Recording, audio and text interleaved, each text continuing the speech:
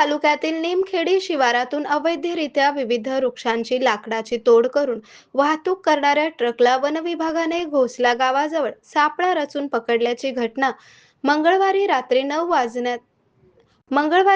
9 वाजता घडली.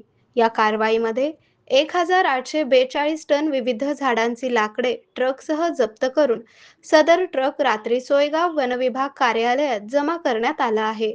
या तालुक्यातील निमखेडी शिवारात पळस, लिंब, बेहेडा आदी वृक्षांची अवैध तोड करून ट्रक भरण्यात येत असल्याची माहिती वनविभागाला मिळताच वनपाल मुक्तार अली, वनरक्षक निलेश मुलताने, वनरक्षक सुप्रिया चौधरी यांच्या पथकाने घोसला गावाजवळ सापळा रचून मंगळवारी रात्री 9 वाजता ट्रक ताब्यात घेतला. दरम्यान हा ट्रक मालेगाव येथील असल्याचे वनपाल मुख्तार अली यांनी सांगितले. यामध्ये लिंब, बेहेडा आदी विविध झाडांची लाकडे होती.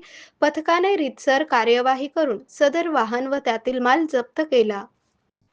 ही कारवाई सुवर्ण माने, उपवनसंरक्षण प्राध्यापक छत्रपती संभाजीनगर, सहाय्यक वनसंरक्षण स्वप्नील भामरे सिल्लोड यांच्या मार्गदर्शनाखाली वनपरिक्षेत्र अधिकारी अनिल मिसाळ, वनपाल मुख्तार अली, वनरक्षक सुप्रिया चौधरी, वनरक्षक नितेश मुलताने, मोहन चौधरी आदींनी केली.